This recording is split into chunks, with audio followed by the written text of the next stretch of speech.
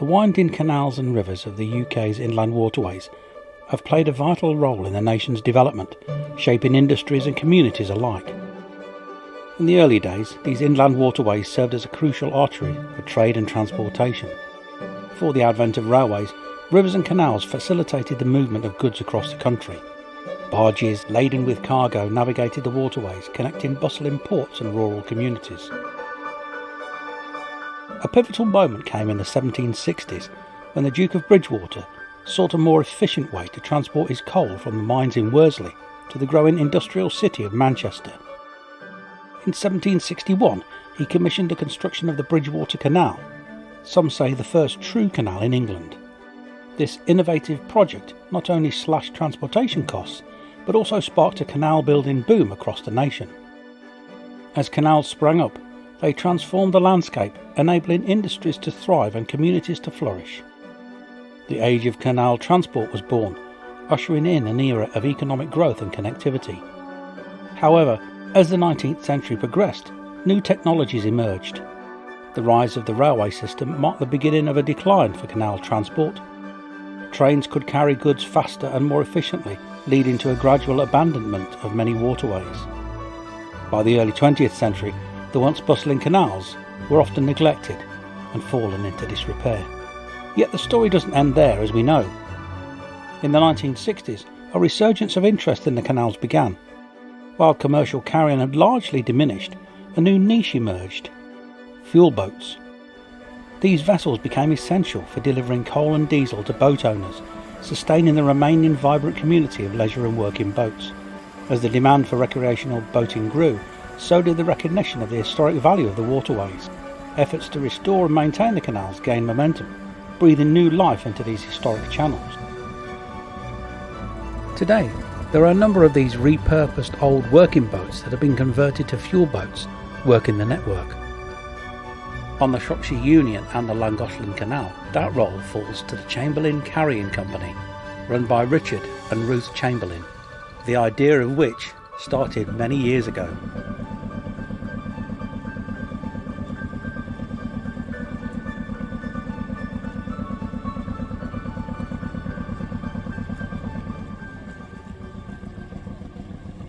Way back about 20 years ago, I worked in a secondary school. Richard had his own garage. We went on holiday, first holiday on a plane, all very scary, with the boys, our two boys.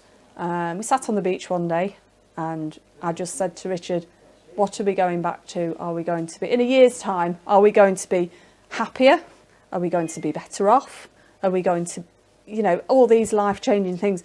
Is there going to be any difference in our lives in a year's time? And the answer really, to be honest, was no. I said, well, what are we going to do about it? Because we were both very stressed. We've got quite demanding jobs. So Richard just said, well, let's go home, put the house on the market and go and live on a narrowboat. So we did. 6 months later, we'd sold the house. In the meantime, we had been looking at boats, and it just so happened that went back to look at maybe the third boat that we'd ever looked at, which was like 6 months before when we'd come back from Cyprus, and it was still for sale, but cheaper. So everything fell into place. So we just thought, this is made for us, it's got to be, and it was a lovely boat. We called her Comfortably Numb, and that was the start of our journey. We moved out of the house, I think it was in the February, but I had to commute to work, and Richard basically moved onto the boat on his own, and I just saw him the odd weekend because I was still working at the secondary school. So I worked until approximately the June of that year, and then that was it. I'd handed my notice in and we moved on together properly, to live. But it was all lovely, and we did that. And then one day we went to an IWA show, Inland Waterways Association show, and advertised were courses for painting and rope work and things like that, just little taster courses. So we just thought, oh, okay, what are we doing? We're not doing anything else. So I did a course with Julie Tonkin, who's based in Dudley, and she's a canal folk art painter. I did a short little taster class with her and other people and learnt how to do the Roses and Castles folk art. And Richard did a rope work taster session and learned how to splice ropes, things like that. Later he did a course, I believe, on making fenders, things like that. And I did another course with Julie at her home, in her little workshop, learning how to do the roses side, because I'd done just the castles on the course. So it was the two needed to marry together. So that was the complete thing, and I thought, oh, this is lovely. And I found I actually had a flair for it. People started asking, could I buy them off you to give as a gift to somebody else? And that's where my side of things began. Fast forward a few years, we've been doing gift shops, festivals, things like that from the boat. We bought a butty boat, and that was where it all started to get a bit complicated, because you had to learn then how to steer a butty, how to work two boats together, you know, breast them together, which is side by side. And also we were going, every winter we were going back to Bardney, where Richard was working for British Sugar, just in the winter. So yeah, there was lots of commuting on rivers with the boats breasted up, which was sometimes quite scary during the winter.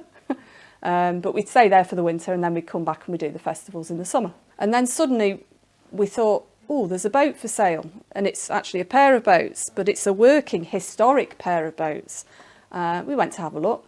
The price wasn't quite right. We thought, can't really afford that at this time. It's not quite right for us. But Richard said, gee, I'd really love to run a fuel boat. I really would. I really fancy that. Things happen in the way they do with us that eventually the time was right to buy them, because they come up for sale again after another interested party. They'd taken them on for a couple of years, and then they came up for sale again. So we had a look at them. Price was all right, so we negotiated and we got them, got it all sorted out, and we transshipped everything out of our butty Echoes onto, oh, I've missed out that we bought another boat in the meantime, another motorboat to pair up with the butty. So these were Eclipse and Echoes, Pink Floyd train. It's just one of those with us. So we transshipped everything from Northampton, rugby boats, Daventry, that sort of end of the world, by van into our new pair of boats, which was Mountbatten and Jellicoe. So we moved on to Mountbatten and Jellicoe, tried to get everything sorted out regards licences, insurance, whatever, which are a lot more complicated because it was dealing with fuel. But we managed it. We got it all sorted out in the end. It took us maybe 6 months to get our fuel. We couldn't sell diesel for 6 months because of the licence process was very slow with HMRC. So all that was organised. We're on the Llangollen now as well. We didn't have a mooring. We were just moving around and trying to load where we could, which was very difficult because obviously the embankments and stuff, we can't get vehicles near the canal. Mountbatten and Jellicoe are Admiral class narrowboats built by Yarwoods towards the end of 1960, and they were the last boats ordered by British Waterways Board, as was, for canal carrying. It was too little too late because most stuff had gone onto railways by then. So our boats are quite special in that they were the last ones ordered, you know, for that purpose, and they were also built to the new dimensions of 6'10", which set the precedent for modern day canal boats. They were, from then on, they were built to 6'10", because the thinking behind it apparently was that it was cheaper to build narrower gauge narrowboats and shallower drafted narrowboats than dredge the canals and mend the locks. First year of trading, tricky, but nobody knew us. We were just going up blind to see if anybody, this is going up the Llangollen Canal, and we didn't know whether we were going to get any business or anything. But people did flag us down. We didn't have anybody's phone numbers or anything like that. It was all very ad hoc-y, you know. So yeah, we did all right. We did. So the first 6 months we couldn't do diesel because we didn't have the permission off HMRC. But that did come, and then we started to getting quite busy because it was everybody obviously on boats eventually needs some diesel. So long as your prices are right and all that sort of thing. So that was another thing that was tricky to get your pricing right. Make sure you know it too dear, too cheap, you know, all of that. Yeah, and people seem to appreciate the service. And then I started adding their numbers to, I bought another phone, we added their numbers so I could text them every 3 weeks, and then they would let me know what they'd like and whereabouts they were. So it all snowballed from there. I'm not saying that we could retire off this doing this sort of job. It's hard work. Richard was doing the lion's share, obviously, being a lot stronger than me, of the lifting and carrying of gas bottles and bags of coal, what have you. We were still doing the festivals in the summer because we weren't using Jellicoe's hold. This is the butty boat. We weren't using it for storing coal, which we did in the winter. We'd racked it all out. Richard made racking for our little shop in there instead, with planks of wood on, like a big Meccano set of two counters either side. So I walked down the middle of the gangway and we'd lift the side of the butty up, and that was my shop, selling my Canal art that I'd learnt how to paint, and all bits and pieces like brassware and rope work that Richard had made, gifty things, you know, but relevant to the canal. So that was what we were doing in the summer. He'd probably sometimes leave me somewhere and then come back after he'd done his deliveries. But yeah, we don't really have any downtime. There's not a lot of downtime. We do nowadays because we're getting a bit older. And how was the first winter? First winter, I would say I think it was quite cosy because we'd moved out of a normal 60-foot normal cabined boat into a back cabin essentially. Richard built an extension on Jellicoe to make an electric galley, electric base rather than gas, because gas is complicated to install on a narrowboat and all the regulations and what have you. So, and a dinette. So it was like a 10-foot extension on under the cloths in the hold. So we had a bit more room. We also had 2 dogs. We had Riley, he was the greyhound, and Lister the lurcher. So coming out of Eclipse, our old motorboat, where there was a huge saloon and loads of room for them to lie down, which was one of the reasons why we bought Eclipse and we loved her, were, you know, and then compressing right down to living basically into an extended back cabin. It was tough. There was a lot of, I don't know, we never fell out over it, but we just, it tested you, and it tested your relationship and what you were doing, and you know, especially when it was really cold and you couldn't untie ropes because it was so icy. But as the business grew, I think you just look back and you think, crikey, this is just amazing. We're doing really well here. That we think we should continue with it, you know. Never ones to rest on their laurels, Ruth and Richard soon found themselves with another choice to make. In about 2022, we'd taken the boats to Sheetstall's yard on the Erewash Canal. We used to go there every year for blacking and any steel work. It was just mentioned just while we were chatting to the owner there, Paul, and he just happened to mention, oh, of course, you know that your sister pair of boats are up for sale again, or they might be up for sale again. And I said, oh, what, Lindsay and Keppel? I thought Etruria used them in the museum. Yes, they do, but they're up for sale because the owner had died and they were struggling to get volunteers to look after the boats and maintain them. The decision was that they would sell them. We approached them, we made an offer, it was accepted, and that summer we came back up this way with Lindsay and Keppel. We were very nervous about getting up Hurleston locks because we didn't know whether they were a little fatter, because they'd had a bit more of an easier life than Mountbatten and Jellicoe. We brought Lindsay and Keppel back onto our mooring, which was on the Llangollen Canal at Bridge 6. So now we've got 4 boats to look after and maintain and all of that and run. And people would say, but how can you run 2 boats at the same time? We thought, that's all right for the time being, but there will be a time when we will need to have, during stoppages, we were doing a lot of van deliveries because we couldn't get to people. So the plan was that we would have 1 motorboat above the stoppage and 1 below. So where the lock's being repaired, whatever, we could still service customers above and below and nobody would miss us. That was the plan. So that was okay. In between that and present day, Richard's had a lot of trouble with his hips. So he had to have a hip replacement. So he said, I can't cope with this all on my own, delivering and what have you, and all the weight and what have you. So we need to take somebody on. we approached a good friend of ours, Sven, and to this day he is still here with us. Had lots of help today, it's been quite nice.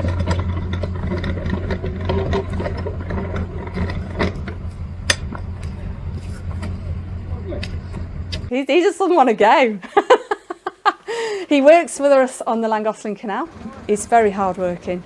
People love him, and he's only just got back from his recent trip up the Llangollen Canal. I was saying this earlier on to one of the many of the crew has been down there. Yeah. I says that's what's nice to Welsh in the winter. People get to know each other. Oh, yeah. You go to other cuts, it doesn't happen. No. Because people are just travelling linear, they turn around and they come back and... We were talking about this earlier actually to friends down there. Yeah. And we were saying that, see, we were on the Gloucester and Sharpness for a couple of years, and because it's a canal on its own, Yeah.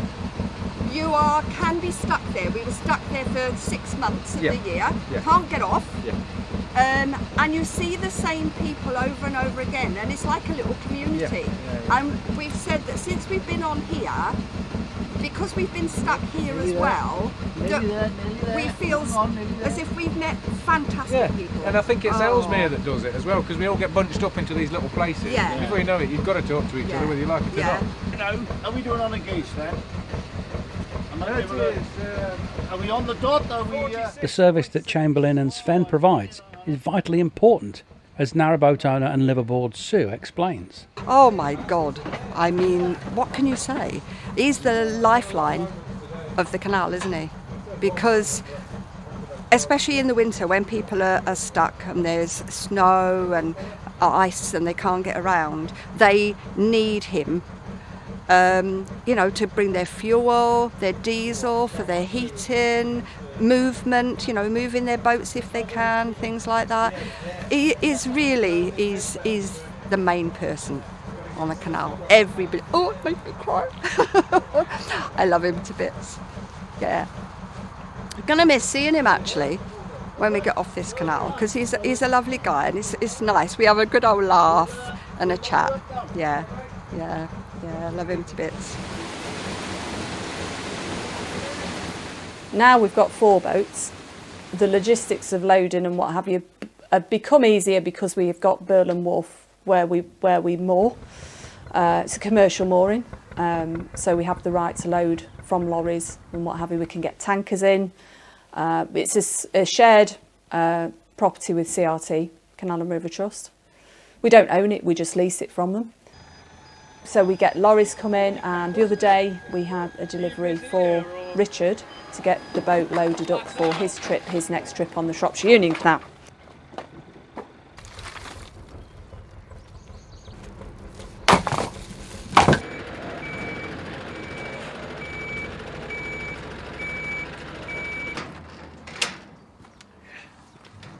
Good stuff.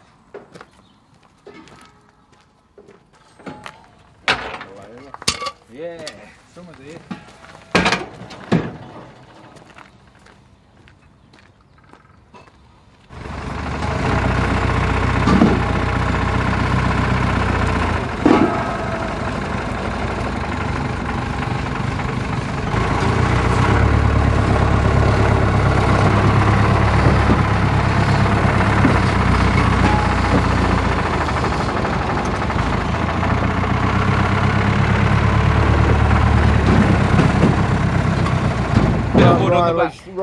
Yeah. Richard, how much coal have you got to load in now? Only 4 ton, might take long. 4 ton? Yeah, Easy. Better than 8. yeah. Better than 9 that normally comes.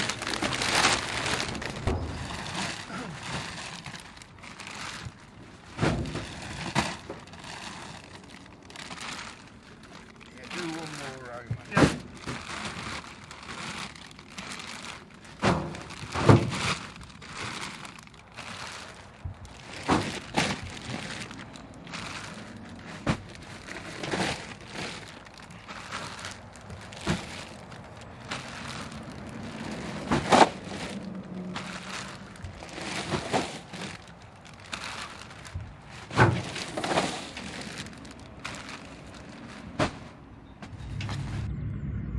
Whilst both motorboats are here, there's time for some maintenance.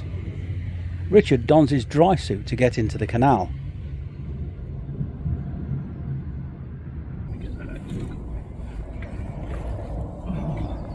That water ain't warmed up much, mate, I tell you.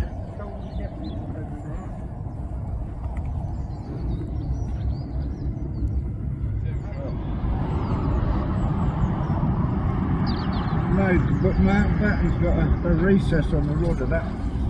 Cut out, innit? Yeah. There you go, dude, all good. Well, I'm happy it was clear, to be honest. You can have the string. Happy Christmas. Woohoo! Oh, that's going to be my Christmas decorations, that is. Richard, what are you doing in the water? These don't come with a weed hatch, so there's only one way to get the rope off when people go in lots with the fenders hanging down and they wonder why I cursed at them quietly.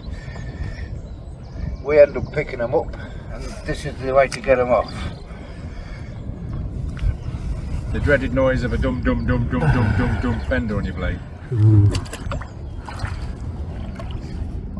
Now, see how the boss has been somewhere he shouldn't have, and the trainee has nothing on his blade. All repairs done and Mountbatten loaded. Richard's ready to go. You can see the difference in depth between both boats now that one has been loaded and the other one is empty. So he's gone off. It's taken 5 or 6 days, depending on the weather, stoppages, and basically how many flag downs he gets in addition to the list of, because I do all the admin and get all the orders in. So he's gone out with a list of people to serve, but he'll serve people additionally, hopefully, as well. And again, not content with just running 2 fuel boats, Ruth and Richard have taken on another business. Last May, Richard saw an advert on Facebook to say that the Chandlers was available for rent. And he just turned to me, we were still sat in bed, and he says, do you fancy that? I said, what do I know about chandlery? He says, you don't have to know anything really. You know, you've lived on a boat for nearly 20 years.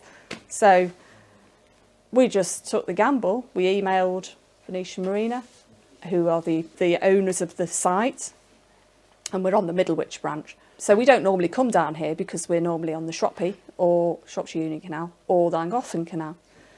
So this was off our territory a little bit, only a little bit, by half an hour.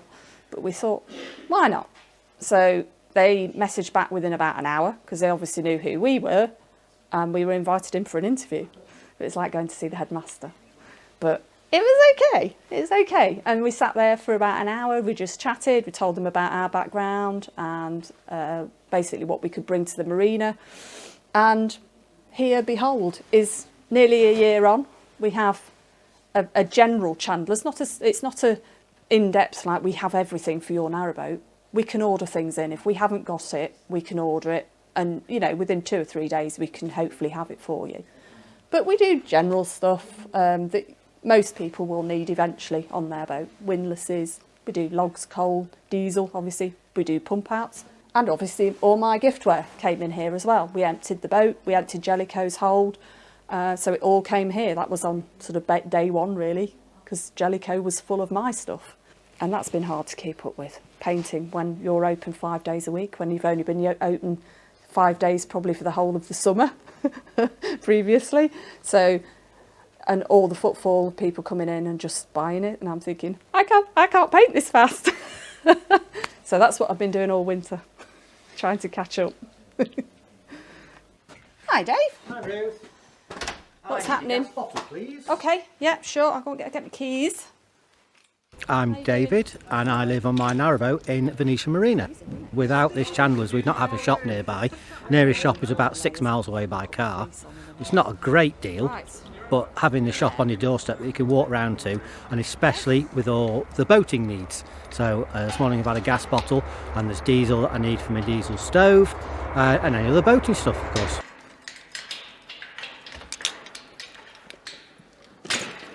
Do you want to nip back in? Do you want to, should we sort payment out afterwards? Yeah, or? I'll bring the empty Yeah? back and then we can Okay. sort that out in a sec then. Yeah, all right then. Cheers. Thank you. A fuel boat is like a moving shop for someone that's not got a shop nearby them. They can get everything that I can get from the chandlery here on the fuel boat. So I'd always support a fuel boat if I wasn't in a marina, and give them any help and support, and by buying off them at any time. taking on the shop has been a really good decision. It's future-proofed us because Richard's arthritis and my arthritis come to that, but Richard does need a second hip replacement eventually.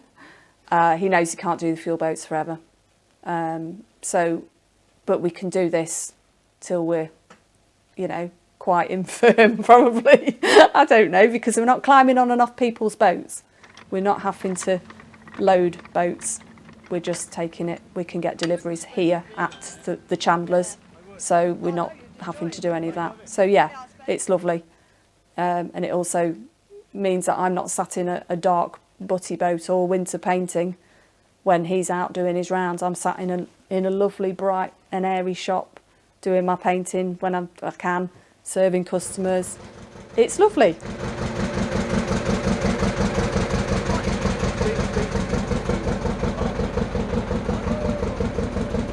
Tighten the belt. Follow the smell like a biscuit actually. Thanks again.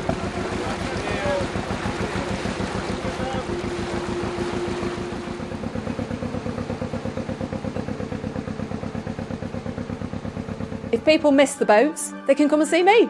It's great.